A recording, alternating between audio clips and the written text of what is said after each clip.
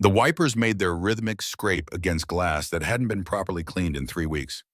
Damian Wells gripped the steering wheel tighter than necessary, knuckles pale under the dashboard light, and told himself he wasn't allowed to cry until Amelia was asleep. That was the rule he'd made 6 months ago when everything collapsed. Hold it together until her breathing went soft and steady, until the stuffed rabbit was tucked under her chin, until the nightlight cast its gentle glow across her face, and he could close her bedroom door and finally let himself break. The warehouse shift had run 14 hours today. His supervisor, Marcus, a decent man trapped in an indecent system, had offered apologetic eyes when he'd assigned the overtime. No apology necessary. Damien needed every hour, every dollar, every cent that could stack between his daughter and the abyss waiting 3 weeks from now. His lower back screamed with each breath, a sharp reminder of the pallet that had shifted wrong around hour 9, nearly crushing his foot before he jumped clear. Close calls didn't matter anymore. Nothing mattered except the calendar date circled in red marker on their kitchen wall, the number counting down like a bomb timer he couldn't defuse. 21 days. 21 days until Judge Morrison or whoever the system assigned would sit behind a bench and decide whether Damian Wells was the kind of man who stole $47,000 from the small landscaping company where he'd worked for 8 years.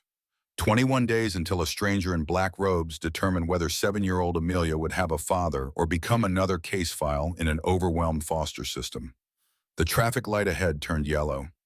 Damian's foot stayed steady on the gas, pushing through before it could shift to red. Small rebellions were all he had left. His 2004 Honda Civic, bought used with 140,000 miles already on it, rattled over the intersection.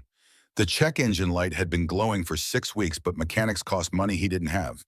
And anyway, what did it matter if the car died when everything else already had? Rain began to fall as he turned onto Riverside Drive, fat drops that announced their intention before the sky really opened up. Weather reports had promised clear skies. Weather reports lied just like people did, just like Gregory. Phillips had lied with such practiced ease that half the county believed Damian Wells was nothing more than a common thief in cheap work boots. His phone buzzed in the cup holder. Mrs. Marin probably confirming she'd gotten Amelia fed and bathed and ready for bed. The woman was 73, lived on Social Security, and still refused payment for watching his daughter after school. He'd tried. He'd left 20s hidden in her kitchen, tucked between the sugar and flour containers, but they always reappeared in Amelia's backpack with notes written in shaky handwriting, "Save it for Emmy's future." That's payment enough. The phone could wait, everything could wait, except getting home, except holding his daughter, except pretending for one more night that the world wasn't built to crush people like them. 6 months ago, Damien had believed in fundamental fairness. Naive, maybe, but the belief had felt solid, earned through 32 years of watching his mother clean houses and raise him right, watching her demonstrate through action rather than lecture. That character mattered more than circumstances. She died when he was 19, cervical cancer that spread faster than her minimum wage insurance could fight, but her lessons had stayed carved into his bones. Do the right thing even when nobody's watching. Help people who need it. Work hard and keep your word. Simple principles for a simple life, and they'd served him well enough until the morning Gregory Phillips walked into their shared office with face flushed and accusations already formed. The memory still hit like a physical blow. March 15th, spring trying to break through a stubborn winter. Damien had arrived at Greenscape Solutions at 6:30 that morning, coffee steaming in a travel mug Amelia had decorated with stickers of dancing cats. The small landscaping company occupied a converted warehouse on the industrial edge of Hartford, and Damien had genuinely loved his job there. Loved the smell of fresh mulch and fertilizer. Loved watching properties transform from neglected to beautiful. Loved the simple satisfaction of physical work that left visible results. Gregory Phillips, his business partner of 8 years, had been waiting in the parking lot. Not unusual. Gregory often arrived early, anxious about details, perpetually concerned about the bottom line in ways Damien never quite understood. They'd met in community college, both taking night classes while working day jobs, both hungry for something more than what their circumstances suggested was possible. Gregory came from money that had evaporated in his father's failed restaurant ventures. Damien came from nothing that had stayed nothing despite his mother's best efforts. Together, they'd built Greenscape from a beat-up truck and borrowed tools into something respectable. 23 employees, contracts with half the commercial properties in the county.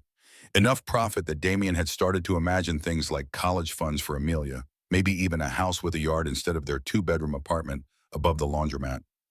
That morning, Gregory's face had carried an expression Damien had never seen before. Rage mixed with something worse. Betrayal, maybe. Or the performance of betrayal. His hand had trembled as he thrust papers toward Damien's chest. The words came fast, tumbling over each other in accusation. Bank statements, withdrawal records, transfer authorizations bearing Damien's forged signature. $47,000 siphoned over 6 months through a series of transactions, so careful, so deliberate, that Gregory's voice broke when he described discovering them. Damien had stood there holding his cat sticker coffee mug while his world disintegrated. The numbers swam before his eyes. Dates he remembered being home with Amelia, reading her bedtime stories about princesses and dragons. Amounts that supposedly went into an account he'd never opened. His signature close enough to fool anyone who wasn't looking carefully, authorizing movements of money he'd never touched. The confusion must have looked like guilt. That's what Gregory told the police when they arrived 20 minutes later, called, before Damien had even processed what was happening. He didn't deny it, just stood there caught. You should have seen his face.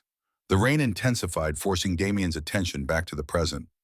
Maple Avenue stretched ahead, mostly dark except for the occasional porch light. This route took him past the nice neighborhoods, the ones where Greenscape had maintained the most lucrative contracts. Houses with 3-car garages and in-ground pools and landscaping that cost more than Damien earned in a year. He used to drive this way with pride, noting which properties looked good because of their work. Now he just drove past, reminders of everything he'd lost. The legal system moved with the speed of geological processes until suddenly it didn't. 6 months of waiting, of court dates that got postponed, of meetings with his court-appointed attorney in depressing offices that smelled like industrial cleaner, and defeat. Then 3 weeks ago, the call trial date set for November 5th. Be ready, as if readiness was something you could simply manufacture when your entire future hung on convincing strangers that the evidence was wrong, that someone you'd trusted like a brother had betrayed you so thoroughly, the truth looked like a lie. Mr. Flores. His attorney was a good man drowning in an impossible caseload. Public defenders always were. Damien had met him first in a courthouse hallway, this slight man with kind eyes and a tie that had seen better decades, carrying files stacked so high they threatened to topple. 73 active cases he'd mentioned during their second meeting, saying it like a confession. 73 people whose lives hung in the balance while the system ground them down through sheer bureaucratic weight. Their strategy, such as it was, relied on character witnesses and reasonable doubt. Damien's clean record, his reputation as a reliable employee, the fact that his financial records showed no sudden influx of cash, no new purchases, no behavior consistent with someone who'd stolen nearly $50,000. But Gregory's lawyers' expensive suits from a downtown firm had answers for everything. The money was hidden. Damien was too smart to spend it, obviously. His clean record just proved he'd never been caught before. The prosecution's case was built on documents, and documents didn't lie, except they did. They had. But proving that required resources Damien didn't possess, required forensic accountants and digital investigations that cost thousands of dollars he didn't have because he'd already lost his job, lost his business, lost everything except his daughter, and the determination to keep her, Amelia. 7 years old with missing front teeth and an inability to put shoes on the correct feet even after a dozen patient demonstrations. She knew something was wrong, kids always did, but Damien had tried to shield her from the details. Daddy has to go to court, some grown-up stuff to sort out. Everything will be okay. Lies that tasted like ash but were necessary because what else could he say? There's a chance you'll be taken away from me. There's a chance I'll go to prison for something I didn't do. There's a chance the system designed to protect people like us will destroy us instead. The hazard lights appeared suddenly through the rain's curtain, weak, blinking, barely visible on the shoulder of Maple Avenue. Damien's foot instinctively moved toward the brake before his brain caught up with what he was seeing. A car. Expensive foreign, the kind of red that probably had some sophisticated name like crimson or burgundy. A figure stood beside it, barely more than a silhouette in the downpour. His car slowed. The rational part of his mind screamed to keep driving.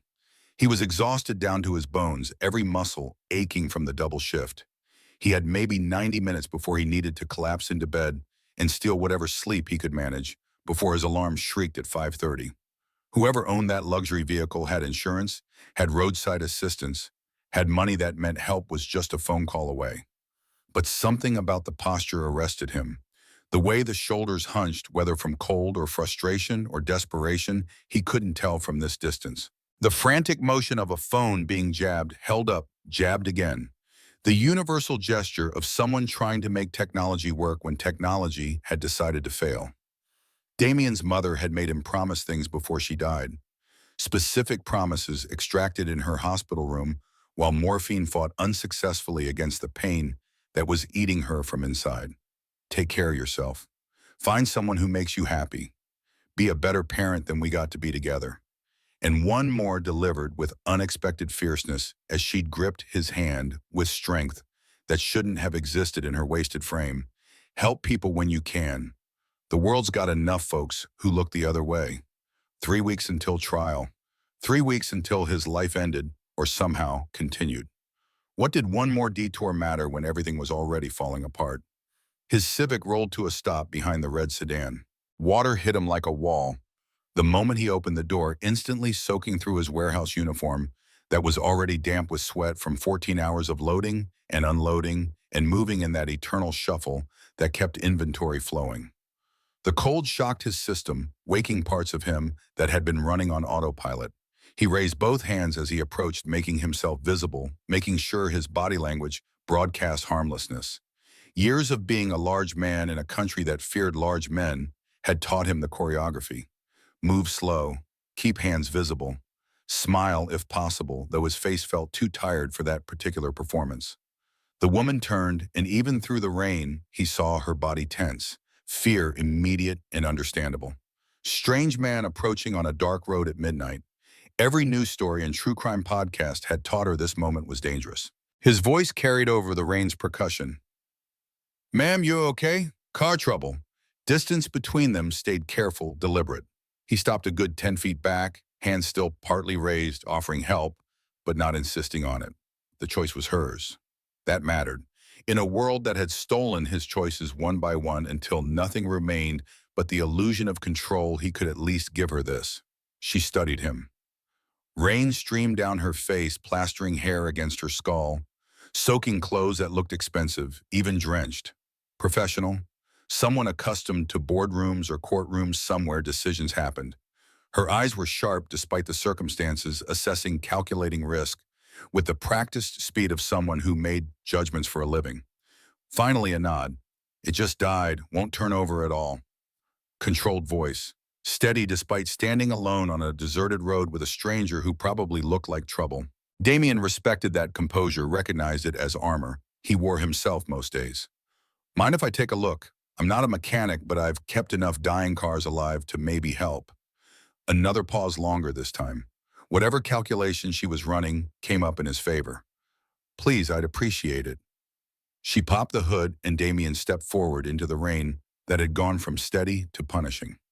His fingers were already cold as he leaned over the engine compartment, using the flashlight app on his phone to illuminate the mechanical guts. This car cost more than he'd make at 5 years, maybe 10. Everything gleamed with the kind of maintenance that came from dealership service schedules and money that didn't count pennies. For a moment, bent over this engine with rain hammering his neck, Damien felt grateful for the distraction. This problem was solvable. This problem didn't involve lawyers and courtrooms and the terrified look Amelia got when she thought he wasn't watching. This was just metal and electricity and the simple logic of systems that either worked or didn't. His fingers traced wires, checked connections, tested the battery terminals with practiced efficiency. 3 minutes of searching, and he found it. The negative terminal had worked loose, probably jostled by a pothole or a particularly aggressive speed bump. Simple, fixable. The kind of problem that should matter. "Your battery terminal's loose," he called over the rain. "Probably got jarred by a pothole. You got any tools?" Her voice came back uncertain. "I don't think so." Damien jogged to his Civic, water streaming down his face, and grabbed his toolkit from the trunk. The red toolbox had been his mother's, bought at a yard sale for $3 when he was 12, stocked slowly over years with wrenches and screwdrivers, and the accumulated equipment of making do. He'd maintained it religiously, cleaning tools after each use, replacing what broke when he could afford it. This box had fixed more problems than he could count. As he worked tightening the connection and cleaning corrosion from the terminal with an edge of the rag he kept for oil checks, he found himself talking, filling the silence the way he did when Amelia couldn't sleep when 3 a.m. found her in his doorway, worried about monsters or bad dreams or fears she couldn't name. This battery's on its last legs. You should get a new one soon, maybe this week. There's a gas station about 2 miles up the road. They'll have them probably install it too. Rain drummed against the raised hood. His fingers worked despite the cold. Despite exhaustion that made his hands shake slightly, muscle memory carried him through the repair, the same way muscle memory carried him through warehouse shifts and bedtime routines and the performance of normalcy when everything inside was screaming.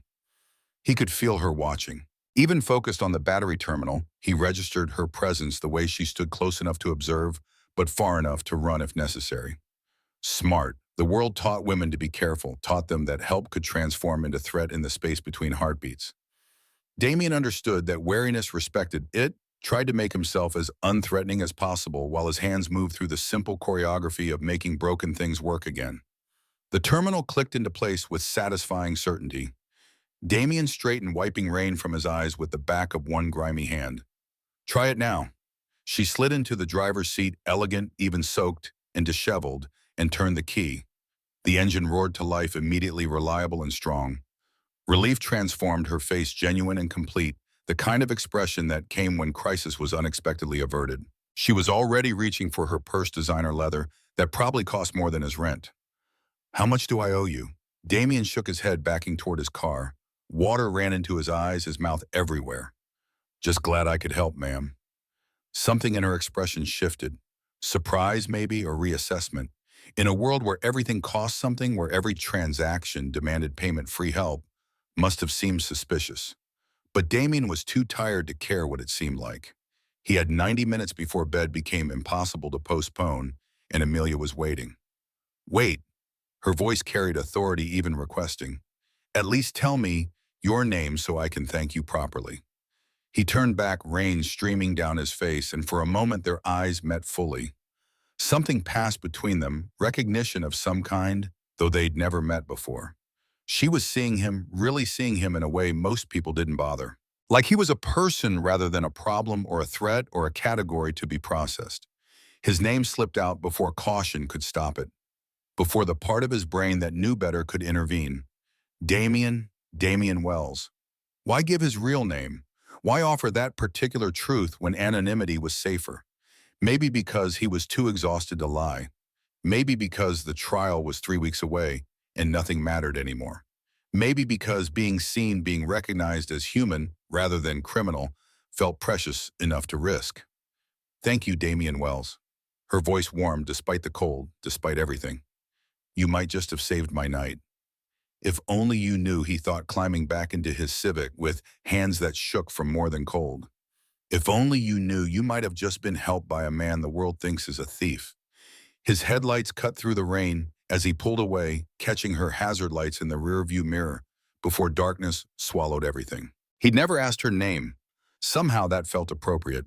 Ships passing in a storm, brief intersection of strangers who'd never meet again. In 3 weeks, none of this would matter anyway. The apartment building appeared through the rain like a promise he wasn't sure would be kept. 4 stories of weather-beaten brick laundromat on the ground floor, filling the night air with the scent of detergent and steam. Home, such as it was. Damien parked in his assigned spot, noting Mrs. Marin's sedan still there, and felt a familiar cocktail of gratitude and shame. The woman should be home sleeping, not waiting up because his shift ran long. Apartment 3B. He took the stairs because the elevator broke more often than it worked, and building management had stopped bothering with repairs. Each step required concentration, his legs threatening mutiny after 14 hours of standing and lifting and moving. The hallway on the 3rd floor smelled like someone's burnt dinner and Mrs. Chen's incense and life happening behind closed doors. His key turned in the lock with a scrape that needed oil he kept forgetting to apply. The door opened onto chaos, contained Amelia's backpack, spilling supplies across the floor. Her shoes kicked off in opposite directions, like she'd been attacked mid-stride, construction paper and crayons covering the coffee table in an explosion of color.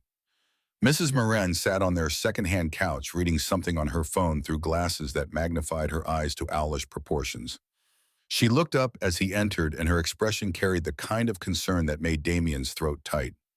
Long day. He managed something like a smile. Every day's long lately. Mrs. Marin stood gathering her things with the slow precision of joints that protested movement. She'd lived in 3A for 40 years, raised 3 kids in an identical apartment, buried a husband who'd worked the rail yards until a heart attack claimed him at 58. Life had carved lines deep into her face, but her eyes stayed kind. Emmy was good tonight. We made macaroni. She did her homework mostly. Math is giving her trouble still. Damien nodded, too tired for more. Math gave him trouble too, always had, and apparently he'd passed that particular struggle down to his daughter, along with his brown eyes and inability to whistle. She asked about the trial. Mrs. Marin's expression turned careful. She knows something is wrong. Kids always do. But she didn't push. Gratitude and grief twisted together in Damien's chest. 7 years old and already learning to walk on eggshells, to read adult moods and adjust accordingly. That wasn't childhood. That was survival training, and it wasn't fair. Thank you for everything. I know it's late. She waved off his apology before it could fully form. Stop. You do the same for me. Would he? Damien wanted to believe that, wanted to think he was the kind of person who showed up for others even when his own life was catastrophe. But lately he wasn't sure what kind of person he was. The trial had stripped away certainty, left him questioning everything, including the reflection that looked back from mirrors. Mrs. Marin paused at the door, one hand on the frame. She drew you another picture. It's on the fridge. After she left, Damien locked the door with the deadbolt and chain that made him feel fractionally safer, though safety was mostly illusion these days. The apartment was quiet except for the laundromat's hum through the floor and rain against windows that needed recaulking. He should check on Amelia, should kiss her forehead and adjust her blankets and perform the rituals of fatherhood. But first he needed to see the picture. The refrigerator was covered in Amelia's artwork, layers upon layers held by magnets shaped like fruit. Her artistic career documented in crayon and marker, and the occasional watercolor that had bled into abstract shapes. The newest edition occupied prime position at her eye level, a family portrait. 2 figures held hands in a field of green that might have been grass or possibly an ocean. The taller figure, labeled Daddy in uncertain letters, had brown skin and a smile that looked more hopeful than any expression Damien currently possessed. The smaller figure, Amelia, with the E missing, wore her signature yellow dress and held what appeared to be a flower, or possibly a star. Above them, a massive sun took up half the page, radiating happiness in thick yellow lines. No storm clouds, no courthouse, no bars separating father from daughter. Just 2 people in a field, under an enormous sun, holding hands like everything was simple. Damien's vision blurred. His hand pressed against the refrigerator door, cold metal anchoring him, while grief tried to drag him under. This was Amelia's world, or the world she chose to draw. A place where they were together and happy and safe. A place that might not exist in 3 weeks. The trial had consumed everything. Every thought, every fear, every moment of the last 6 months had bent toward that single date circled in red. November 5th, Guy Fawkes Day, though Damien only knew that from some movie he'd watched years ago. Remember the 5th of November, as if he could forget. The prosecution's case was airtight, or seemed that way to everyone except Damien and Mr. Flores. Documents bearing his signature. Transactions from his computer IP address. Withdrawals timed perfectly with his work schedule, when he'd have had access to the office and the company accounts. Gregory's lawyers had built a timeline so precise, so damning, that reasonable doubt felt like fantasy. Mr. Flores had tried to explain during their last meeting, his kind eyes apologetic. The evidence looks bad, Damien. I believe you're innocent, I really do. But proving it, that's going to be tough. Tough, such a small word for an impossible task. Proving negative space, proving absence, proving that something that looked true was actually elaborate fiction, required resources they didn't have. Digital forensics to trace the actual source of the transactions would cost tens of thousands. Expert witnesses who could testify about signature forgery demanded fees that might as well have been millions.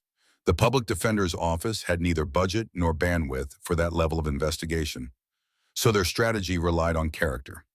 On the neighbors who testified that Damien was reliable, trustworthy, the kind of man who shoveled their walks without being asked.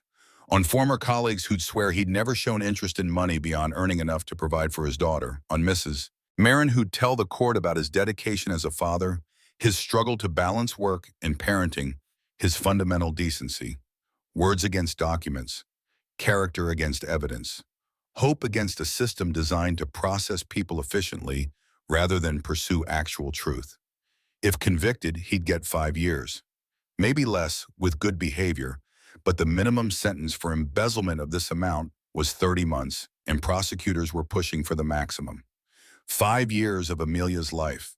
5 years of birthdays and school plays and lost teeth and first crushes. 5 years of her growing up without him, shuffled through foster homes because her mother had walked out when she was 2, and there was no family left to take her. Damien's sister lived in California with 3 kids of her own, and a husband who'd made clear that taking in another child wasn't possible. His father had disappeared before Damien was born, just a name on a birth certificate and nothing more. His mother's family had disowned her when she got pregnant at 17, and that particular bridge had burned to ash decades ago. So if Damien went to prison, Amelia went into the system. 7 years old and alone, learning that the world was exactly as cruel as it appeared. He forced himself away from the refrigerator, away from that picture of impossible happiness, and moved quietly toward her bedroom.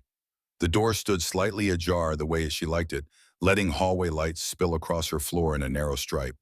Damien pushed it open carefully, avoiding the spot where hinges squeaked.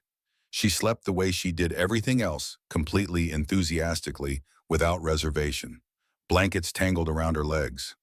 Mr. Fluffington, the stuffed rabbit she'd had since birth, clutched against her chest. Hair spread across the pillow in dark waves that would be impossible to brush in the morning. Her face carried peace that made Damien's chest physically ache. This was what he was fighting for. Not his freedom, not his reputation, not justice in any abstract sense. This sleeping child who trusted him completely, who believed Daddy could fix anything, who drew pictures where they were together and happy under an enormous sun. He knelt beside her bed, careful not to wake her, and watched her breathe. In, out, steady and strong. The sound that had anchored him since the nurse first placed her in his arms 7 years ago when he'd been 25, and terrified and absolutely certain he'd screw up this tiny person who depended on him for everything. Her mother, Jessica, had lasted 18 months. Long enough to name the baby Amelia Rose Wells, long enough to go through the motions of motherhood, long enough to realize she hated it. The note she'd left was brief. I'm not cut out for this life. I'm sorry.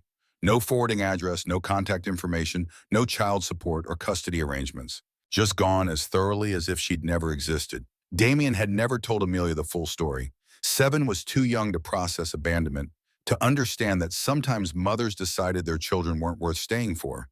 Instead, he'd constructed a softer narrative: Mommy had to go away. She loved you very much. Sometimes grown-ups have problems that are hard to explain. Lies that felt necessary, or maybe he was just a coward. Maybe Amelia deserved truth, deserved to know that her mother had chosen freedom over family, that she'd walked away without looking back. But how do you explain that kind of rejection to a child? How do you preserve innocence while teaching the world's capacity for cruelty? His hand moved to brush hair from her forehead, the gesture automatic after 7 years of repetition. Her skin was warm, soft, perfect. She stirred slightly, but didn't wake, just tightened her grip on Mr. Fluffington and made a small sound that might have been contentment. 3 weeks, 21 days, 504 hours. However he calculated it, the time remaining before the trial felt both infinite and instantaneous. Days crawled by with agonizing slowness, while simultaneously racing toward a finish line Damien desperately wanted to avoid. He stood knees protesting the movement and backed toward the door. Sleep was calling, demanding payment for the 14-hour shift and emotional exhaustion that made his bones feel hollow. But first he needed to write. The letter lived in his nightstand drawer, hidden under spare batteries and old receipts in the accumulated debris of life. Damien pulled it out carefully, this growing document that currently ran 7 pages of handwriting that got messier as the weeks progressed. He'd started it the day after the trial date was set, working on it most nights when sleep proved impossible anyway. Dear Amelia, if you're reading this, it means I wasn't there to tell you everything I needed to say. It means the trial didn't go the way we hoped. It means I'm in prison and you're somewhere else, and I need you to know some things before time makes them harder to remember. The rest detailed everything he could think of that mattered. Her mother's real story told as gently as possible, but with truth she deserved. His own childhood, the struggles and small triumphs, the lessons his mother had taught him. Instructions for life: be kind, but not a doormat. Work hard, but not to the point of breaking. Find people who see you for who you really are. And an explanation of the trial of Gregory's betrayal, of how sometimes the truth wasn't enough to save you. Tonight's edition came slowly, each word requiring concentration. I helped someone on Maple Avenue today. A stranger whose car broke down in the rain. My mom would have been proud. She always said character isn't about what you do when things are good, it's what you do when everything's falling apart. I'm trying to hold on to that, trying to be the person she raised me to be, even when the world seems determined to prove it doesn't matter. 3 weeks from now, a judge will decide our future. I'm scared, Emmy. I'm more scared than I've ever been, because losing you would be worse than anything they could do to me. But I want you to know that even if the worst happens, even if we're separated, you are the best thing I ever did. You are the reason I kept going when giving up would have been easier. You are everything good about me, everything worth saving. I hope you never have to read this letter. I hope we look back on this time as just a bad patch we got through together. But if you are reading it, if I'm not there, please know I loved you with everything I had. I love you still wherever I am. Your daddy, Damian Wells. He folded the pages carefully, returned them to the envelope that would stay hidden until needed, or hopefully destroyed if mercy prevailed. Then he collapsed onto his bed, still wearing his damp warehouse uniform, because changing required energy he'd exhausted hours ago. Sleep came in fragments, disrupted by dreams where he ran through endless hallways searching for courtrooms that kept moving, where Gregory's face loomed large, accusing, while evidence multiplied into mountains too high to climb, where Amelia called for him from behind barriers he couldn't breach, her voice getting smaller and smaller until it disappeared entirely. He woke to his alarm shriek at 5:30 body protesting movement and forced himself up because the warehouse didn't care about his nightmares or his trial or anything except whether he showed up on time, ready to work. The routine of morning carried him forward, shower that ran lukewarm because the building's boiler was temperamental instant coffee that tasted like regret, quiet movements designed not to wake Amelia, whose school didn't start until 8:30. Marin would arrive at 7 to get her fed and dressed and out the door. The system worked because it had to. Damien left a note on the kitchen counter. Love you, baby girl. Be good for Mrs. M. Daddy will be home for dinner tonight. Promises he might not be able to keep, but what else could he do except hope? The warehouse shift was a repeat of yesterday and the day before, and every day since he'd lost his position at Greenscape. Loading, unloading, moving boxes from trucks to shelves and shelves to trucks in an endless cycle that required muscle but not thought. His co-workers were decent people trapped in the same grind. Marcus, the supervisor, who apologized for overtime, but assigned it anyway. Deshawn, who'd done 2 years for possession and talked about prison like veterans discussed war. Maria, single mother of 4, who worked 2 jobs and still somehow smiled. They all knew about Damien's trial. Word spread in places like this, information traveling through break rooms and smoke areas where people shared struggles along with cigarettes. Nobody asked directly, but their eyes carried questions and sometimes sympathy that felt worse than judgment. During lunch eaten standing because sitting meant his back would seize up and refuse to unlock, Marcus appeared with something like an apology. They need you Saturday. Double overtime. I know it's your day with your girl, but Damien cut him off. I'll take it. Money trumped everything, even time with Amelia. Every extra hour meant another dollar toward the impossible mountain of legal fees and lost wages in the general catastrophe of his finances.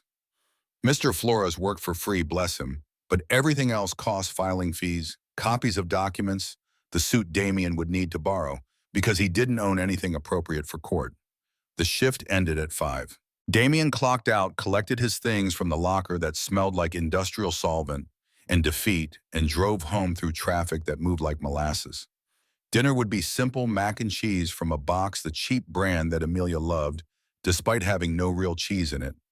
Maybe carrot sticks if he could convince her vegetables were actually candy in disguise, a game that worked less often as she got older and wiser. But she was waiting when he opened the apartment door, launching herself at him with the force of someone who'd spent all day storing up hugs.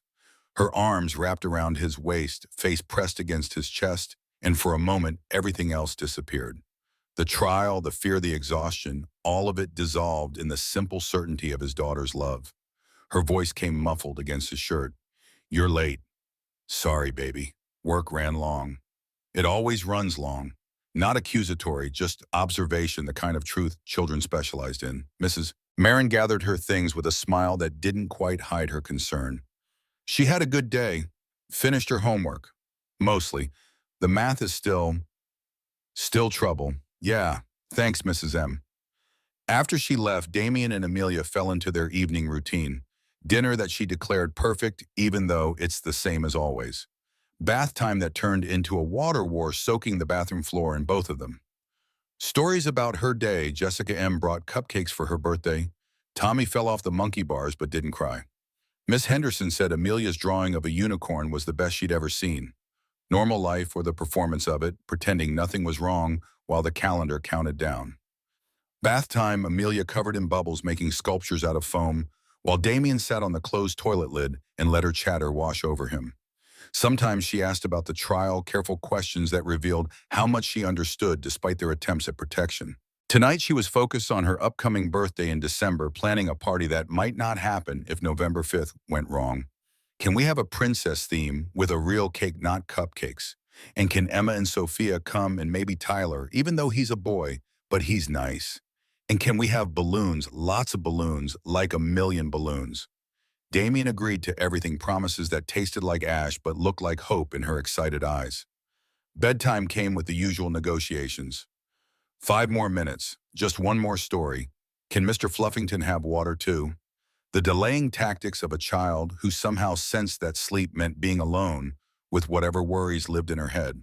Finally tucked in with blankets adjusted to her exact specifications and nightlight glowing its gentle reassurance, she looked up at him with eyes too serious for 7. "Daddy, is the court thing gonna be okay?" Truth or comfort, Damien chose the middle path. "I'm doing everything I can to make sure it is." Mrs. Marin says judges are fair, says they help good people. He wanted to believe that, wanted to trust in a system designed for justice. But 6 months of watching evidence stack up against him had eroded faith in fairness. Still, Amelia needed hope more than cynicism. Mrs. Marin's right. Judges are there to help. Now close your eyes and get some sleep. She obeyed with surprising ease, probably exhausted from her own day. Within minutes, her breathing shifted to the steady rhythm of sleep. Damien sat there longer than necessary, watching her face relax into peace, memorizing details in case memory was all he'd have soon. When he finally stood to leave, his phone buzzed with a text from Mr. Flores. "Can you meet tomorrow? Need to go over testimony." Important. Damien responded with a simple confirmation, then added the meeting to a calendar that was mostly empty, except for work shifts and the trial date that loomed like an execution. Tomorrow was Wednesday, 10 days until the trial. 10 days to prepare for questions designed to trap him, to practice staying calm, while prosecutors painted him as a thief and a liar. 10 days to memorize his own truth so thoroughly that stress couldn't shake it loose. He spent the next hour at the kitchen table reviewing documents Mr. Flores had provided. Bank statements showing his accounts had never seen unusual deposits. Credit card records demonstrating no sudden spending. Phone logs proving he had been elsewhere when many of the suspicious transactions occurred. Evidence of absence, which meant nothing compared to the evidence Gregory had manufactured. Documents beat denials every time. The meeting with Mr. Flores happened in a coffee shop because his office was being renovated, and anyway, neutral territory felt less oppressive. The attorney arrived looking more exhausted than usual, carrying folders that probably represented lives hanging in balance, just like Damien's. They sat in a back corner, coffee going cold, while Mr. Flores walked Damien through the questions prosecutors would ask. Each one was designed to corner him, to make innocence sound like guilt through careful phrasing and selective facts. "Isn't it true you had complete access to the company accounts?" Yes, but just yes or no, Mr. Wells. They practiced for 2 hours, Mr. Flores playing prosecutor, with uncomfortable accuracy drilling Damien on staying calm, on answering precisely without elaborating unless asked. The legal system had rules and rituals, and violating them even accidentally could destroy credibility. Finally, Mr. Flores closed his folders and spoke with unusual directness. I need you to understand something, Damien. The evidence against you is strong. The jury will see documents, signatures, transaction records, all pointing to you. Our job is to create reasonable doubt, but I won't lie to you about our chances. Damien had known this for months, but hearing it stated so plainly still hit like a blow. What are our chances? Flores hesitated then. 40%, maybe less. Gregory's lawyers are very good, and they've built a compelling narrative. We're fighting uphill. 40%, barely better than a coin flip. Damien's daughter's future hanging on odds worse than most gambles. What happens if I'm convicted? Sentencing would be separate. Given the amount you're looking at, anywhere from 30 months to 5 years, you'd likely serve 60 to 70% with good behavior. 3 years minimum. Amelia would be 10, almost 11 when he got out. Elementary school would be finished. She'd be someone different, shaped by absence and the foster system and losses no child should experience. They parted with grim determination. Mr. Flores promising to call if anything changed. Damien nodding because what else was there to do except keep moving forward. The days blurred together, work shifts that left him depleted. Evenings with Amelia that he tried to make normal. Nights lying awake calculating worst-case scenarios and realizing they were all variations of the same catastrophe. A week before trial, Gregory's lawyers sent new documents, character witnesses who testified to Damien's supposed financial stress, his complaints about money, his interest in get-rich-quick schemes. All lies or truths twisted until they resembled lies. Yes, he'd mentioned being broke because he was. Yes, he'd complained about money because poverty was worth complaining about. Yes, he'd joked about winning the lottery because everyone joked about winning the lottery. Context disappeared in depositions. Casual comments became evidence of motive. The prosecution was building a story: desperate father driven to crime by circumstances caught through simple police work. Mr. Flores submitted their own witness list, neighbors, former colleagues, Mrs. Marin, who'd speak to Damien's character and dedication as a father. Words against documents, hope against evidence, truth against a system that processed people efficiently rather than pursuing justice. 3 days before trial, Damien took Amelia to the park. Indian summer weather, warm enough that kids played on equipment while parents watched from benches. She ran through falling leaves laughing, and Damien tried to capture the moment in memory, storing it against possible famine. That night she appeared in his doorway at 2 a.m. Mr. Fluffington clutched tight, fear written across her face. "Daddy, I had a bad dream." He pulled back his covers. "Come here." She climbed in beside him, small and warm and trusting. Her voice came quiet. "In the dream you went away and didn't come back, and I was alone." Damien's arms tightened around her. "I'm not going anywhere, baby." Promise. He wanted to. He wanted to promise with absolute certainty that he'd be there, that nothing would separate them, that the trial was just a formality. But lying to her felt wrong, felt like a betrayal worse than anything Gregory had done. "I promise I'll do everything I can to stay with you. Everything." Not enough, but all he had to offer. She fell asleep against his chest, breathing steady and trusting, while Damien stared at the ceiling and wondered if this was the last night they'd spend under the same roof. Morning arrived with November 5th, just 2 days away. Damien moved through his routine on autopilot: shower, coffee, quiet departure before Amelia woke. Work felt surreal, moving boxes while his mind spun through testimony and worst cases in the image of Amelia's face when they took him away. Deshawn found him during afternoon break offering a cigarette Damien declined and conversation he didn't want. "I've been where you are, waiting for trial knowing it's going to go bad. The not knowing is worse than the knowing sometimes." Damien nodded, unable to form words around the fear closing his throat. "Whatever happens, you survive it. You find a way. For your kid." Advice from someone who'd walked this path and come out the other side damaged but standing. Damien tried to take comfort from it, tried to believe survival was possible, even if everything fell apart. The night before trial, he couldn't eat, couldn't sleep, couldn't do anything except pace the apartment, after Amelia was in bed watching the clock tick toward morning and the moment when his fate would be decided by strangers. He checked on her a dozen times, memorizing her sleeping face, the way her hand curled around Mr. Fluffington, the peace she carried even while his world disintegrated. If this was the last night, he wanted to remember everything. At 3 a.m., he gave up on sleep and sat at the kitchen table writing another letter. This one simpler. I love you more than anything in this world. Whatever happens, never doubt that. At 5:30, his alarm felt redundant since he'd never slept. He dressed in the suit Mr. Flores had loaned him, cheap but clean appropriate for a defendant trying to look respectable. The mirror showed a stranger, someone playing the role of innocent man, hoping the costume would convince. Mrs. Marin arrived early, her face drawn with worry she tried to hide. She'd take Amelia to school, keep her distracted, wait for news. Damien knelt to hug his daughter, breathing in the scent of her shampoo, feeling her arms around his neck. I love you, baby girl. Love you too, Daddy. Mrs. Marin says you're going to help the judge understand things. That's right, I'll see you tonight. Another promise that might prove empty, but what else could he say? She watched him leave with eyes too solemn for seven, and Damien had to force himself to walk away before the tears came. The courthouse was gray stone, an intimidating architecture designed to make people feel small. Damien stood on the steps for a moment, gathering courage, then entered the belly of the beast. Security screening metal detectors, the casual dehumanization of a system processing its daily load. Mr. Flores met him in the hallway outside courtroom 7, looking pressed and ready despite the exhaustion that lived in his eyes. Remember what we practiced. Stay calm, answer directly, don't elaborate unless asked. The jury's watching everything, body language as much as words. Damien nodded, throat too tight for speech. They entered the courtroom together. The space was smaller than Damien expected, worn benches and fluorescent lighting, and the American flag standing sentinel beside the judge's bench. Gregory sat at the prosecution table with his expensive lawyers, not looking at Damien presenting the performance of Wounded Party. The bailiff called the room to order. All rise for the Honorable Judge Kendall Ross.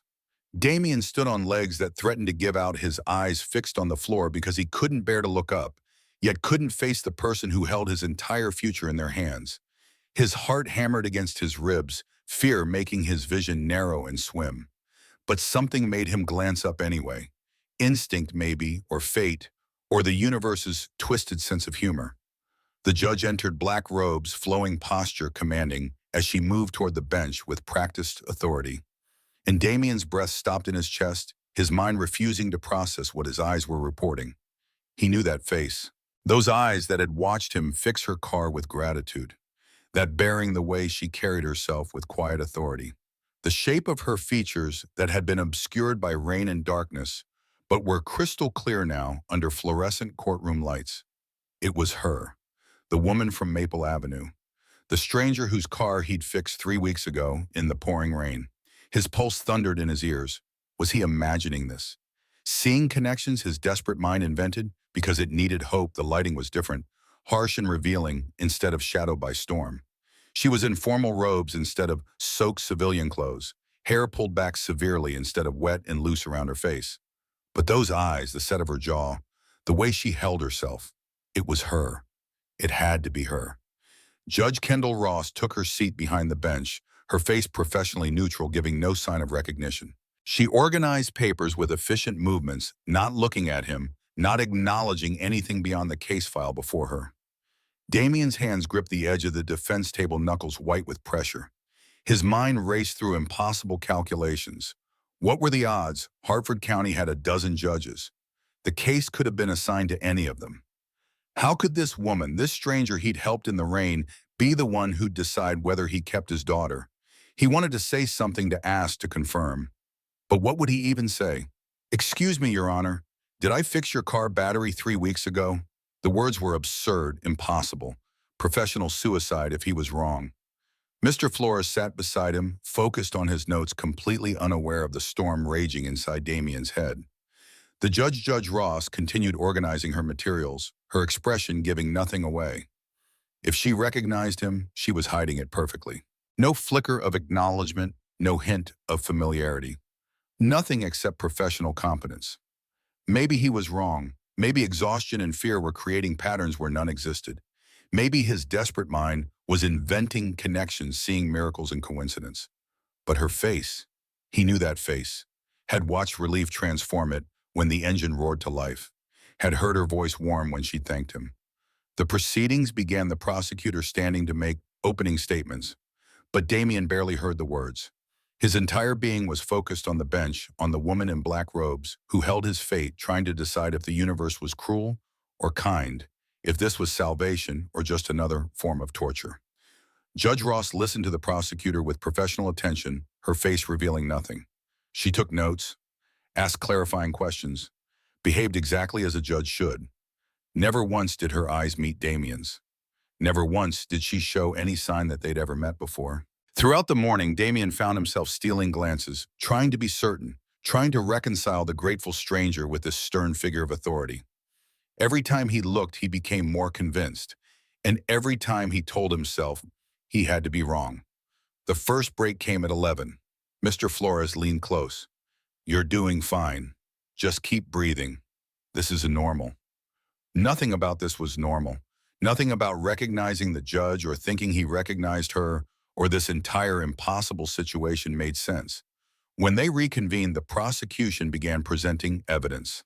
Financial documents, transaction records, the entire architecture of Gregory's frame job laid out in careful detail. Damien tried to focus, tried to follow the proceedings, but his attention kept returning to the bench.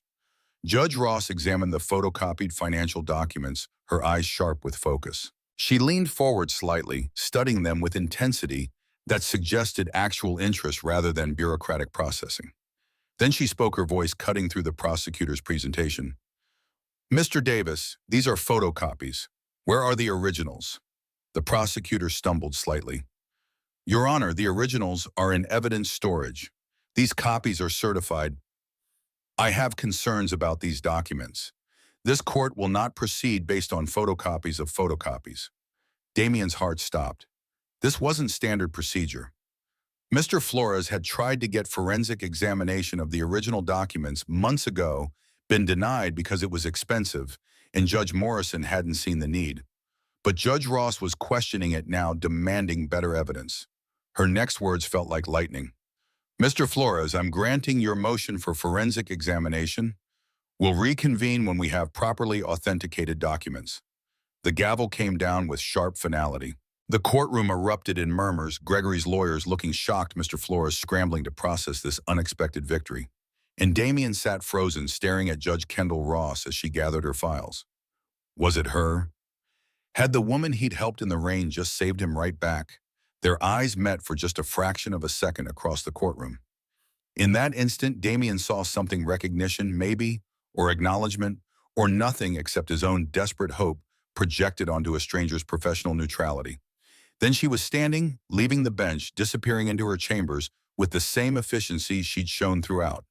The door closed behind her, and Damien was left with questions that had no safe answers and hope that felt too dangerous to trust. The chamber's door clicked shut, and Kendall Ross pressed her back against the wood, her hands trembling in a way they hadn't since her first day on the bench 4 years ago. The case file sat on her desk, where she'd placed it that morning, before walking into the courtroom, before seeing Damien Wells's face go white with recognition. He knew, she'd seen it in his eyes, that moment of shock transforming into desperate hope, into questions he couldn't ask, but were written across every line of his body. And she'd given him nothing, kept her expression carved from stone, because acknowledging their connection meant immediate recusal, meant stepping aside and watching this case go to Judge Patterson. Patterson, who rubber-stamped prosecution evidence without question. Patterson, whose conviction rate sat at 94% and climbing. Patterson, who'd send Damien Wells to prison without losing a single night's sleep over whether justice had actually been served. Kendall moved to her desk on legs that felt uncertain, sat in the leather chair that usually provided comfort, and opened the file she'd memorized over the past week. The moment she'd seen his photo clipped to the documents, her coffee mug had slipped from nerveless fingers, ceramic shattering against her office floor, while Janet, her clerk, had rushed in asking if everything was okay. Everything was not okay. Everything was so far from okay that Kendall had spent 7 sleepless nights wrestling with options that ranged from terrible to catastrophic. 3 weeks ago, she'd been driving home from a judicial conference in New Haven exhausted from 2 days of continuing education seminars and professional networking that felt like endurance sport. The battery in her Audi had been acting temperamental for months, but she'd kept postponing the replacement because her schedule was insane, and anyway, it always started eventually, until it didn't. Until Maple Avenue at midnight, rain coming down like the sky was trying to drown the world, her phone showing no signal, and roadside assistance unavailable because apparently towers went down in weather like that.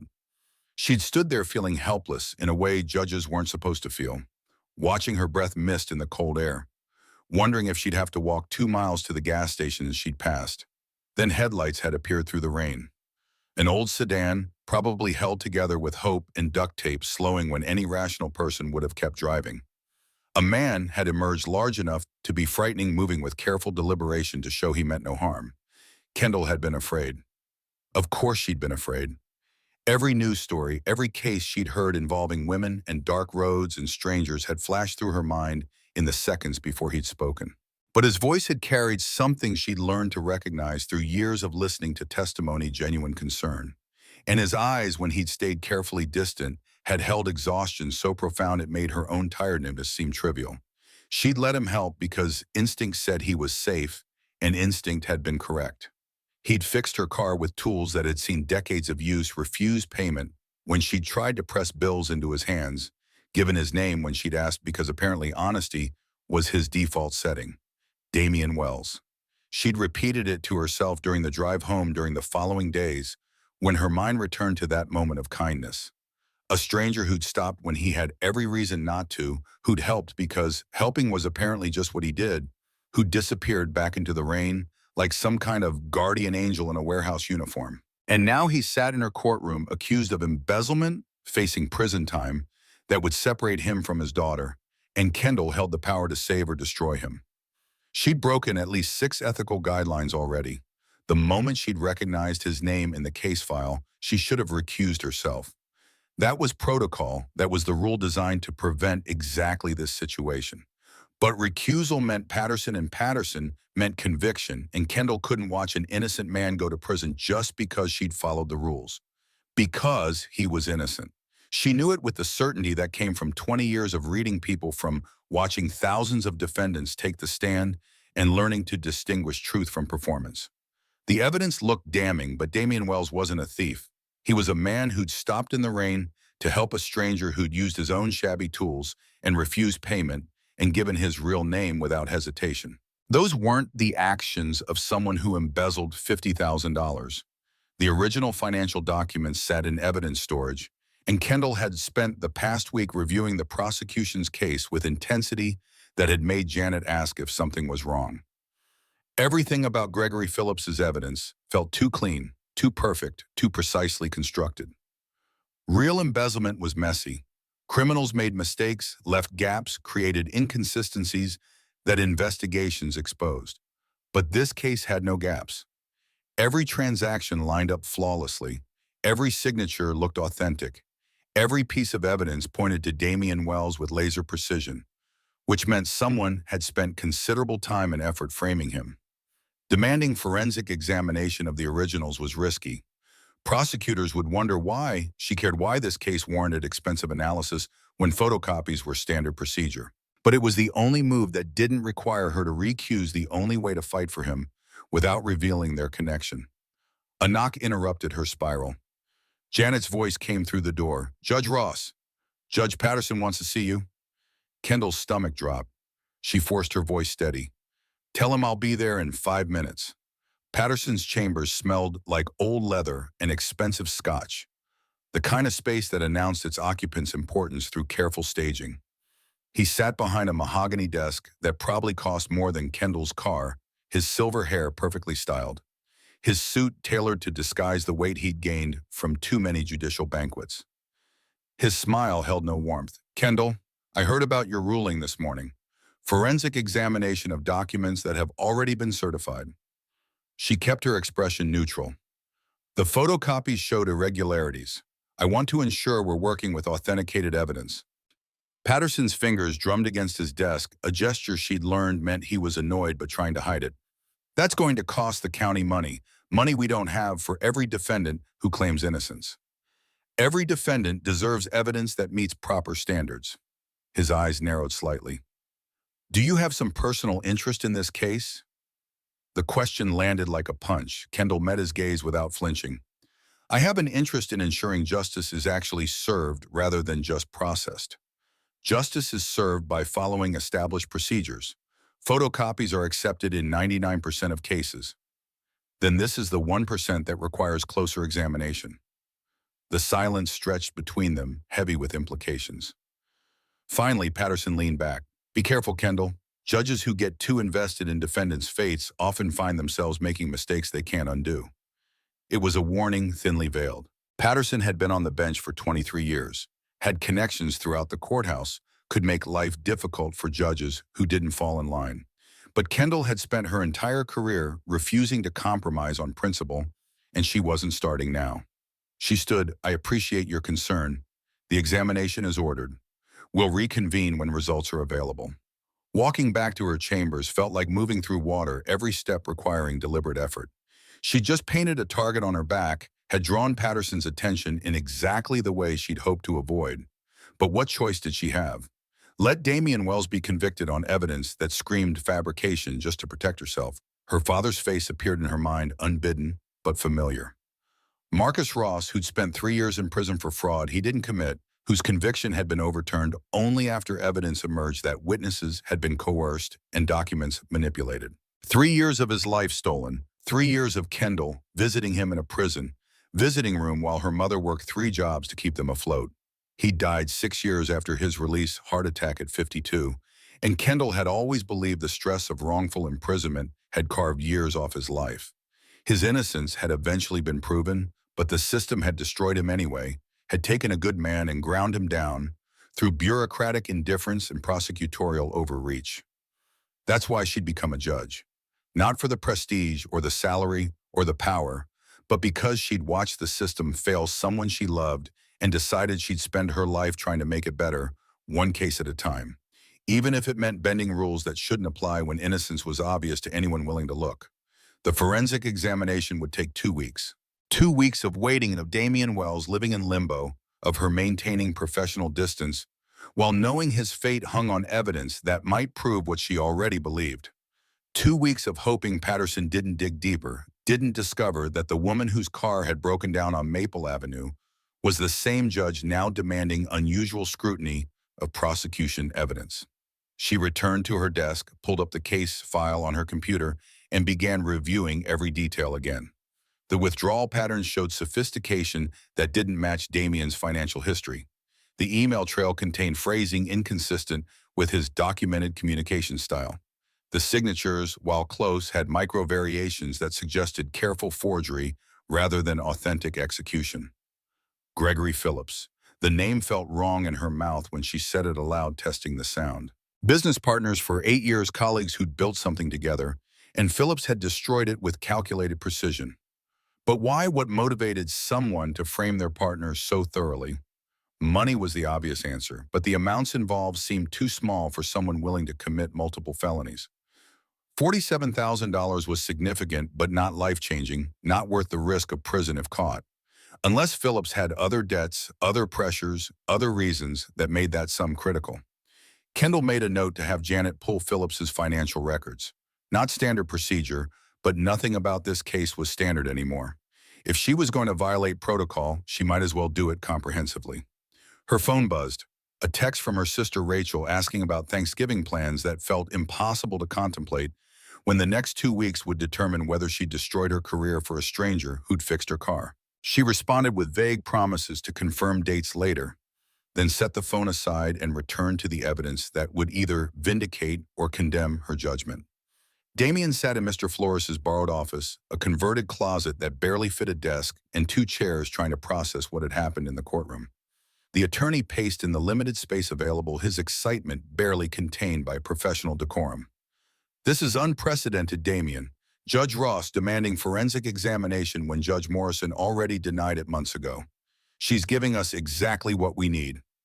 But why? That was the question Damian couldn't ask aloud, the question that consumed every thought. Had Judge Ross recognized him? Was that why she'd ordered the examination? Or was he projecting desperation onto judicial procedure that had nothing to do with a rainy night 3 weeks ago? Flores continued oblivious to Damien's internal chaos. The forensic accountants will examine the digital records, trace the actual source of the transactions. If Gregory forged your signatures, they'll find the evidence. 2 weeks, maybe 3, and we'll have answers. 3 weeks of suspended animation. 3 weeks of not knowing whether he'd keep his daughter or lose everything. 3 weeks of wondering if the woman behind the bench was his salvation or just another stranger in a system that didn't care about truth.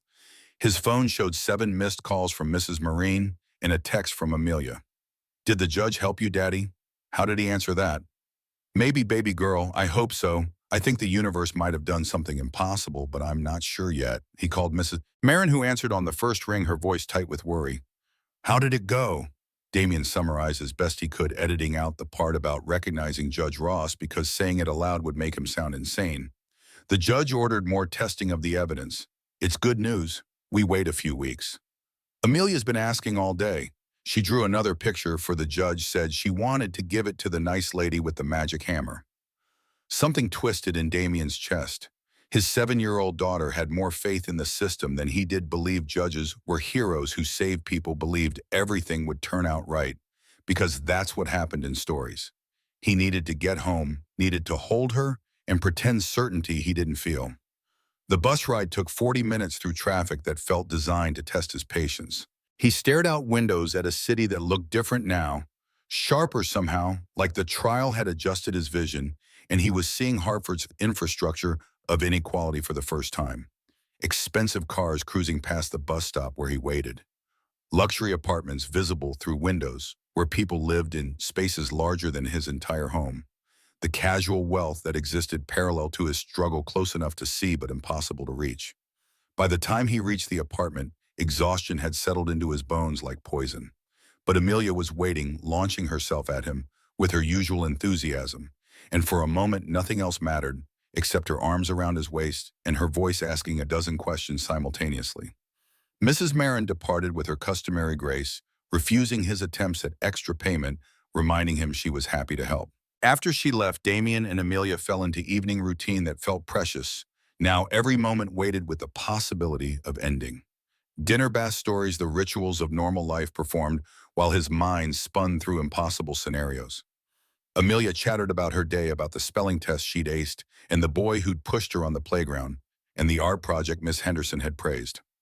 Normal second-grade drama that used to feel trivial, but now seemed like treasure, like something he should memorize against future deprivation. At bedtime, she handed him a drawing she'd been hiding under her pillow. A figure in black robes labeled J-U-J, because spelling was still evolving, holding what appeared to be a hammer, roughly the size of the person wielding it. Beneath, in careful letters, "Thank you for helping my daddy." Damien's vision blurred. "This is beautiful, Emmy. When did you make this?" "Today at school. Mrs. Marin said judges help good people, so I wanted to thank her. Can you give it to her?" How did he explain that giving drawings to judges wasn't protocol, that the distance between defendant and bench was carefully maintained, that showing favoritism or personal connection could destroy everything he couldn't?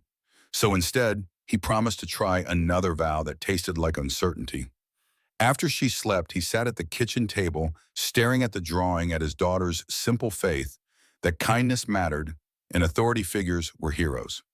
The picture showed a judge with a cape, because apparently 7-year-olds believed all-powerful people wore capes complete with stars that might have been magic or might have just been Amelia's artistic flourish. His phone buzzed. Unknown number. Damien almost ignored it, but something made him answer. The voice was smooth, confident, familiar in the worst way. "Damien, Gregory, we need to talk." Every muscle in Damien's body tensed. "I have nothing to say to you." "That's unfortunate because I have plenty to say." "This forensic examination," the judge ordered, "that's going to cost money, Damien. Money that comes from taxpayers, from people trying to make ends meet. All because you can't accept responsibility for your actions." Rage flooded through Damien's veins, hot and dangerous. "You know I'm innocent. You know exactly what you did." Gregory's laugh sounded rehearsed.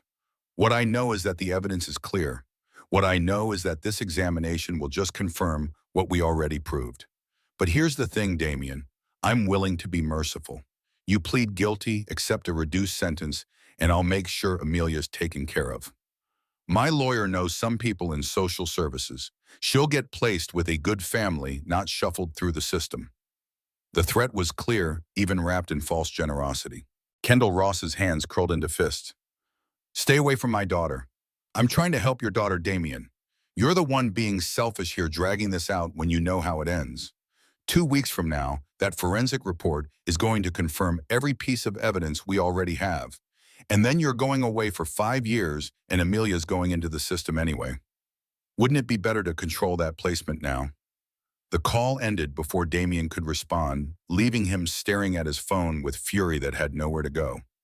Gregory was threatening his daughter, using her as leverage, confident that the forensic examination would somehow support his lies.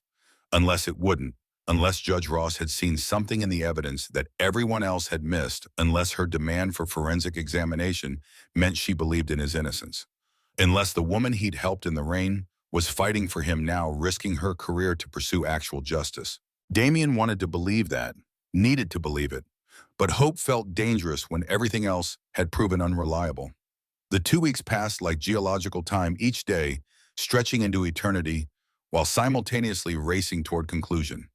Damien worked his warehouse shifts in a fog, moving boxes, while his mind obsessed over the forensic examination happening somewhere in a lab he'd never see. Mr. Flores called twice with updates that weren't really updates, just assurances that the process was proceeding normally. Gregory's threat echoed through every quiet moment. Damien had reported the call to Mr. Flores, who documented it, but said there wasn't much to be done. No overt threat, no explicit coercion. Just an offer that felt like menace wrapped in concern. Meanwhile, life continued its relentless march. Bills arrived that he couldn't pay. Amelia's school sent notices about a field trip he couldn't afford. Mrs. Marin kept watching Amelia with unfailing kindness, while Damien worked overtime trying to build financial cushion against catastrophe. Nights were worst. Hours lying awake calculating scenarios, running through possibilities, wondering if Judge Kendall Ross was thinking about him at all, or if he'd imagined their entire connection.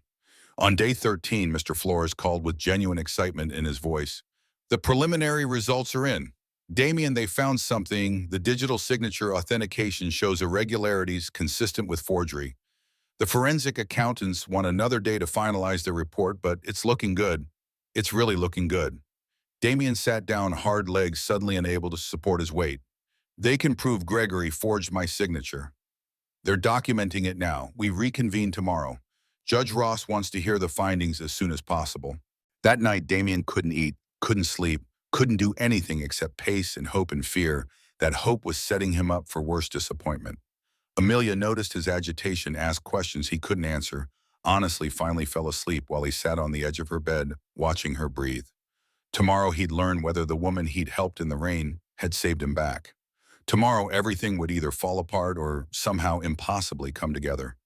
The courtroom felt different when Damien entered the next morning. Same wooden benches, same fluorescent lighting, same American flag, standing sentinel. But the air carried tension that hadn't existed before, anticipation that felt electric. Gregory sat at the prosecution table looking less confident than usual, his expensive lawyers conferring in urgent whispers. Judge Ross entered precisely on time, her expression professionally neutral, giving nothing away as she took her seat behind the bench. Their eyes met for a fraction of a second, and Damien saw something there. Acknowledgement maybe, or hope, or nothing except his desperate need for connection projected onto judicial impartiality. The forensic accountant was sworn in, a middle-aged woman with gray-streaked hair and the no-nonsense manner of someone who dealt in facts rather than interpretation. Her testimony was technical, filled with terminology about digital authentication and metadata analysis and signature verification algorithms. But the conclusion was clear. The documents bearing Damien's signature had been digitally manipulated. The timestamps showed they'd been created on Gregory Phillips's computer. The email trail had been fabricated using software designed for exactly that purpose. The entire case was constructed, fiction elaborate and thorough, but ultimately false. The courtroom erupted. Gregory's lawyers objected loudly, demanded recross-examination through procedural obstacles that Judge Ross swept aside with clipped authority. The prosecutor looked stunned, his carefully constructed case disintegrating in real-time testimony he couldn't refute. And Judge Kendall Ross listened with the focus that Damien remembered from that rainy night, the sharp intelligence in her eyes, the way she processed information with precision that missed nothing. When the testimony concluded, she spoke with absolute authority. After careful examination of the evidence presented, this court finds that the prosecution's case is built on fraudulent documents. The digital banking records conclusively demonstrate that Gregory Phillips, not Damian Wells, committed the embezzlement in question. Mr. Wells, all charges against you are hereby dismissed with prejudice. The gavel came down with finality that felt like salvation. The courtroom noise crashed over Damien like a wave, but he heard none of it. His hands gripped the edge of the defense table, knuckles white, his entire body shaking with something too large to name. Free. The word felt foreign, impossible, like a language he'd forgotten how to speak. Mr. Flores was beside him, talking rapidly, but the words dissolved before reaching Damien's comprehension. All he could process was the gavel's echo still reverberating through his chest, and Judge Kendall Ross standing behind the bench, gathering her files with the same professional efficiency she'd maintained throughout. She'd saved him. The woman whose car he'd fixed in the rain had just given him his life back. Judge Ross continued speaking, her voice cutting through the courtroom chaos with judicial authority. Furthermore, I'm referring this case to the district attorney with a strong recommendation that charges be filed immediately against Gregory Phillips for fraud, embezzlement, forgery, and obstruction of justice. This court is adjourned. The gavel's second strike felt like punctuation on a sentence Damien had believed would end differently. He turned to look at Gregory, whose face had gone the color of old ash, whose expensive lawyers were already packing their briefcases with movements that suggested retreat. Their eyes met across the courtroom, and Damien saw the moment Gregory understood that the trap he'd built so carefully had just closed around him instead. Mr. Flores was pulling Damien into an embrace, this slight man with kind eyes who'd fought an impossible fight on courthouse salary and won anyway. His voice broke with emotion. You're free, Damien. You're actually free. We need to talk about civil suits, about compensation for what you've lost, but right now, just breathe. Just let yourself breathe. Damien tried, drew air into lungs that felt too small, exhaled, shakily repeated the process while his vision blurred with tears he'd been holding back for 6 months. Behind them, he heard the prosecutor conferring with the police officers, heard Gregory's voice rising in protest before being cut off by official tones explaining his rights. The system that had nearly destroyed Damien was pivoting with mechanical efficiency to consume Gregory instead, and the justice of it felt both satisfying and hollow. He looked toward the bench again, needing to see her face, needing confirmation that this was real. But Judge Ross was already moving toward her chambers, black robes flowing, her expression neutral as carved stone. She never glanced back, never acknowledged him, never gave any sign that they'd shared anything beyond this courtroom proceeding. The door to her chambers closed with quiet finality, and Damien was left holding freedom he didn't quite believe in, and questions that had no safe outlet. The courthouse steps felt different leaving than they had entering. Same gray stone, same intimidating architecture. But Damien walked down them, a free man with his attorney beside him, fielding questions from reporters who'd apparently caught wind of the dramatic reversal. Mr. Flores handled them with practiced deflection, while Damien just wanted to get to his daughter, needed to hold Amelia and tell her everything was okay. Now they were safe, nobody was taking Daddy away. Mrs. Marin had kept her at school, maintaining normalcy while the trial proceeded. Damien took a bus across town, then another, moving through Hartford's geography with a lightness he hadn't felt in months. People around him were just living their lives, commuting and texting and existing in the mundane present, completely unaware that Damian Wells had just been resurrected from legal death. The elementary school released students at 3:15. Damien waited outside the gates with other parents checking his phone obsessively until the doors burst open and children poured out in their daily explosion of energy. Amelia emerged in the middle cluster, backpack bouncing against her shoulders, talking animatedly to another girl about something that required elaborate hand gestures. Then she saw him. Her entire face transformed, joy so pure it hurt to witness. She ran, abandoning her friend mid-sentence, her backpack flying open and spilling papers that neither of them cared about, as she crashed into his arms with force that knocked him back a step. Her voice came muffled against his chest. "You're here, Mrs. Marin said maybe you'd be here, but maybe not, and I wasn't sure, but you're here." Damien knelt on the sidewalk, holding her at arm's length so he could see her face. "I'm here, baby girl, and I'm going to keep being here. Every day, the judge helped us. Everything's going to be okay now."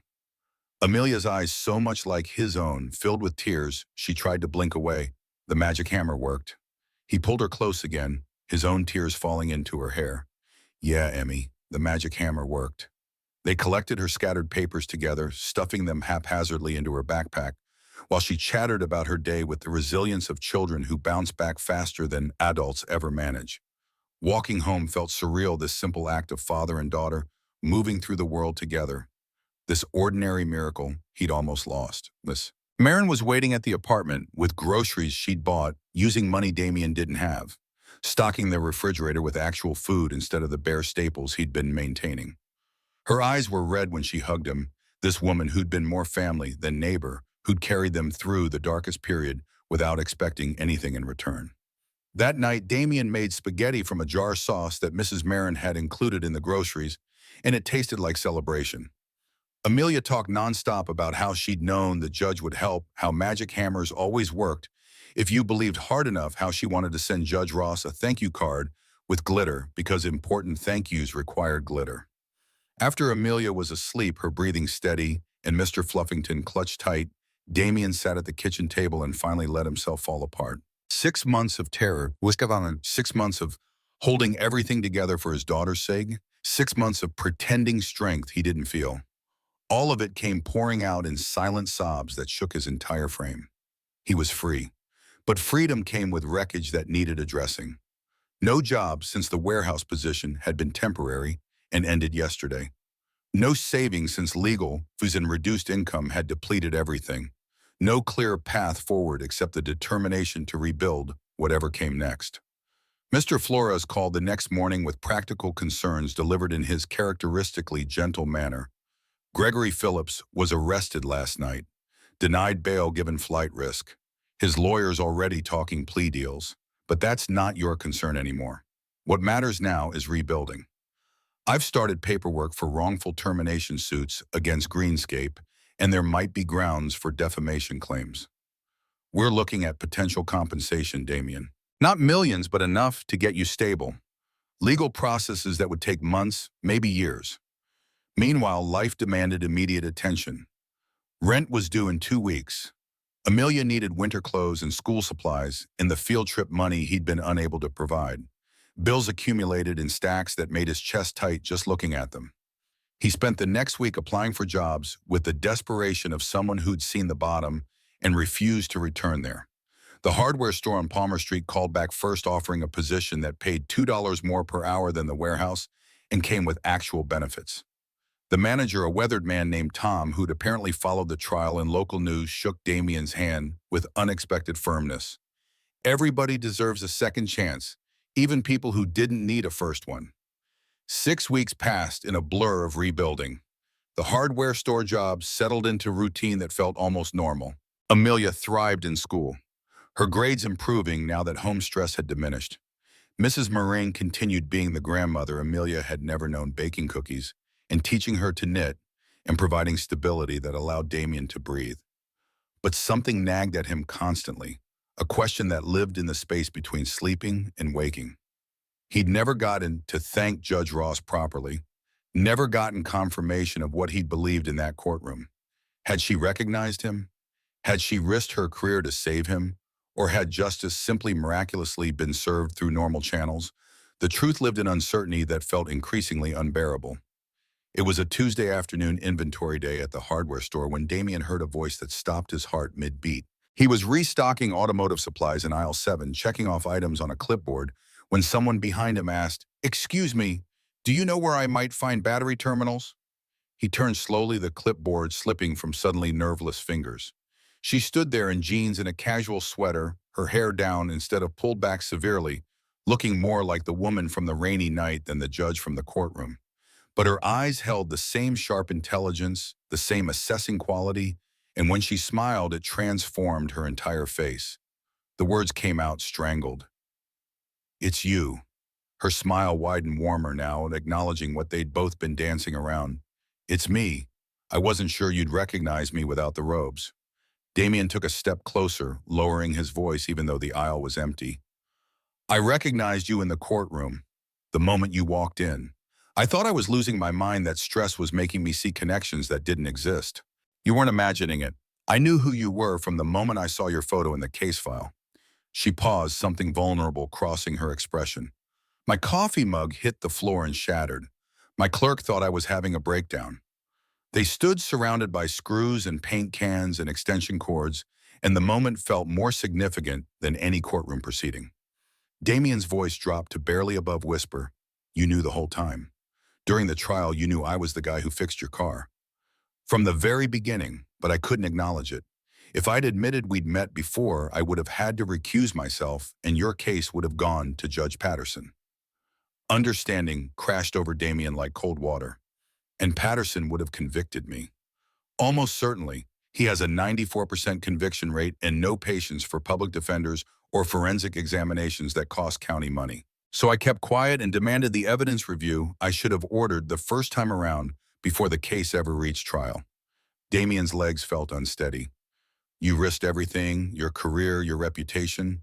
If anyone found out, I could lose my position. Yes, I broke approximately a dozen ethical guidelines, violated protocols designed to prevent exactly what I did. But I'd do it again, Damien. I'd do it 1,000 times because watching an innocent man go to prison, while I followed rules that prioritize procedure over justice, that's not something I could live with. The weight of what she'd done settled over him like a blanket. This woman had seen him once in the rain, had judged his character in minutes of interaction, and had believed in that judgment enough to risk everything she'd worked for. The magnitude of it made his throat tight. His voice came rough with emotion. Why would you risk so much for someone you met once? Kendall's expression softened. Because that one meeting told me everything I needed to know about who you are. A man who stops in pouring rain to help a stranger, who uses his own beat-up tools, who refuses payment when he clearly needs it, that's not someone who steals from others. That's someone with integrity. And I couldn't watch you be destroyed by a system too lazy to look at the real evidence. Tears stung Damien's eyes. You saved my life, saved my daughter from losing her father. You helped me first. You had every reason to keep driving that night. You were exhausted, terrified about your upcoming trial, probably running through worst-case scenarios. But you stopped anyway. You showed me something I'd stopped believing existed in this world. What's that? Real, uncomplicated human goodness. She paused, then added quietly, I never learned your name that night, you know. You gave me yours, Damien Wells, but you never asked mine. If I had, would things have been different? I don't know, maybe. But maybe everything happened exactly the way it was supposed to. They stood in the fluorescent lighting of aisle 7 hardware store, sounds filtering around them, and Damien felt something shift in his chest. Something that felt like the beginning of understanding that the universe sometimes bent in unexpected directions, that kindness could circle back in ways that defied logic. Kendall's smile turned slightly mischievous. There's something else. During your trial, your daughter came to the courthouse once. She had to wait in the hallway while we were in session. Damien nodded, remembering Amelia. Mrs. Marin was sick that day, and I had no one else to watch her. She drew me a picture, gave it to the bailiff to give to me. A judge with a superhero cape, because apparently I have a magic hammer that makes bad people go away. Despite everything, laughter burst from Damien's chest, genuine and surprised. She's been telling everyone at school about how the nice lady with the magic hammer saved her daddy. She wants to send you a thank you card with glitter. I'd love to see more of her drawings. Kendall's voice carried careful hope. Maybe over coffee, if that's allowed, now that the case is over. Something complicated and wonderful unfurled in Damien's chest, feelings he'd buried under survival and fear suddenly demanding attention. It's allowed. In fact, I'd really like that. I'd really like that a lot. They exchanged phone numbers like teenagers, slightly awkward and charged with possibility. Kendall bought the battery terminals she'd ostensibly come for, though Damien suspected she'd known exactly where they were, and left with a promise to text him about coffee soon. He floated through the rest of his shift, restocking shelves while his mind spun through implications. This extraordinary woman who'd risked her career wanted to have coffee with him. Not because she pitied him or felt obligated, but because something had sparked between them in that courtroom in that rainy night 6 weeks ago, in the space where justice and human connection intersected. That Saturday, Damien brought Amelia to the cafe Kendall had suggested, a local place with mismatched furniture and the smell of fresh pastries overwhelming good coffee. He'd explained that Miss Kendall wanted to see her drawings, and his daughter had spent the entire morning organizing her artwork and changing her outfit 4 times before settling on her yellow dress, because as she'd explained with 7-year-old logic, yellow was happy and they were happy now. Watching Amelia spot Kendall across the cafe and practically vibrate with excitement, Damien felt something settle in his chest. This felt right, easy, like pieces fitting together that had been searching for their proper arrangement. Amelia's introduction came in a breathless rush as she thrust a rolled paper at Kendall. "Hi, I'm Amelia, but you can call me Emmy because that's what Daddy calls me when I'm being good, and I'm being very good today. See, that's you with your magic hammer, and that's the cape because superheroes need capes, obviously." Kendall studied the crayon artwork with genuine care, her expression softening. "This is beautiful, Emmy. Thank you." "I know, I'm really good at art and also at eating pancakes. Do they have pancakes here?" Damien caught up, slightly breathless. "Emmy, slow down. You're like a tiny tornado." "Tornadoes are fast and powerful, Daddy. Thank you."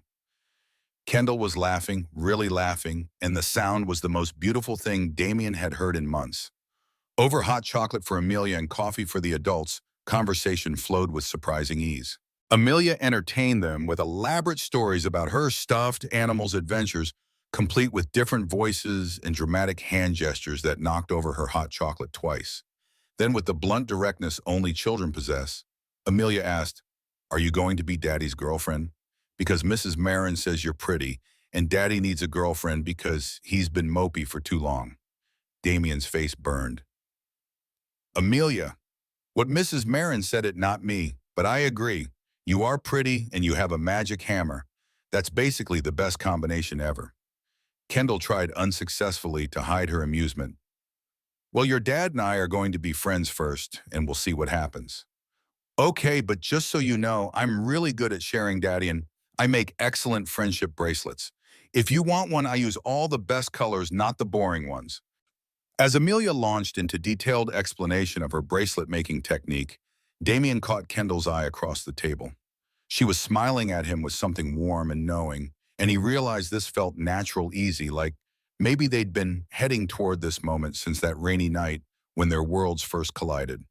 The coffee dates became regular occurrences, sometimes with Amelia, sometimes without, but always filled with laughter and conversation that surprised them both.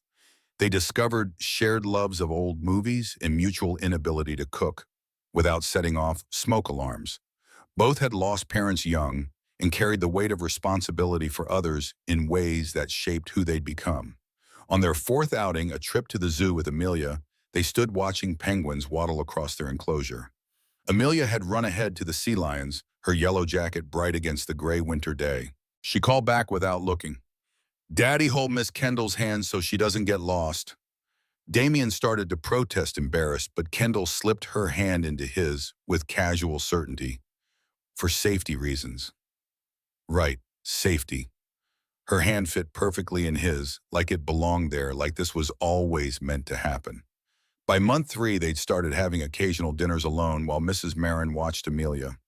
Real dates where they could talk about hopes and fears without interruption, though Amelia always demanded full reports afterward. One evening after particularly lovely dinner, where they'd talk for hours without noticing time passing, Damien walked Kendall to her car. She leaned against the red sedan with its new battery and said, "Can I tell you something? Something I probably shouldn't say because it's too soon and might scare you away." "You can tell me anything." "When I saw your name on that docket, when I realized who you were, I was terrified. Not because of the ethical implications, though those were very real, but because in that one interaction on Maple Avenue, you'd shown me something I'd stopped believing existed. Real, uncomplicated human goodness. And I thought, this is someone worth knowing. This is someone worth fighting for." Damien felt his eyes sting. "You risked everything for me." "I risked my career. You would have risked your daughter. Those aren't equivalent scales." She paused, then added softly, What I did was the minimum that justice demanded. What you did that night was pure character. He kissed her, then soft and careful and full of promise. When they pulled apart, they were both smiling. Emmy's going to be insufferable when she finds out. Kendall laughed. She'll probably demand a full report. She'll want to know if there were fireworks.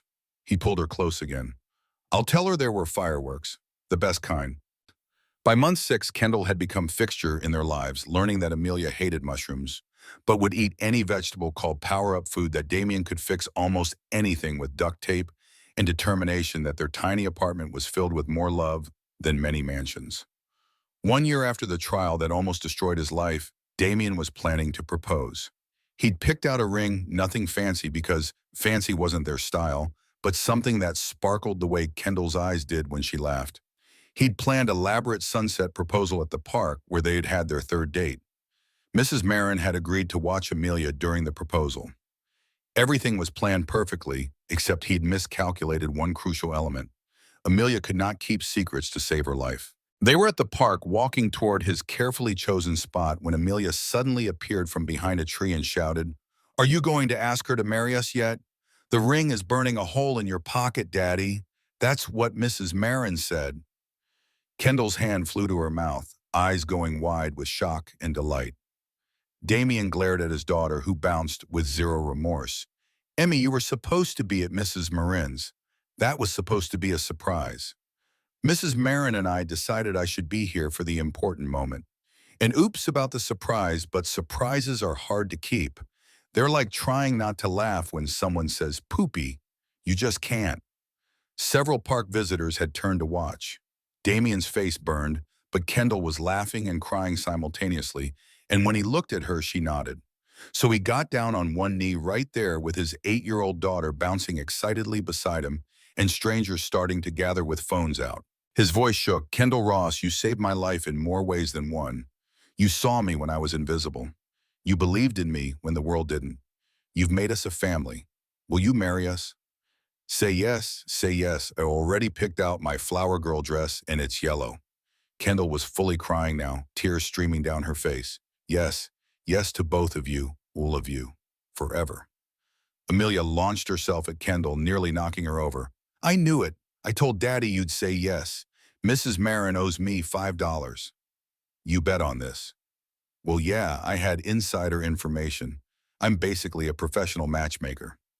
The small crowd applauded, and Damien slipped the ring onto Kendall's finger, while Amelia waved like she'd won an Oscar and declared this definitely required ice cream. Life didn't become perfect after that. Bills still demanded payment, work remained exhausting, and raising a daughter required constant energy. But they faced it together now. 3 people who'd found each other through impossible circumstances, who'd learned that sometimes the person you help in darkness becomes the light that saves you back.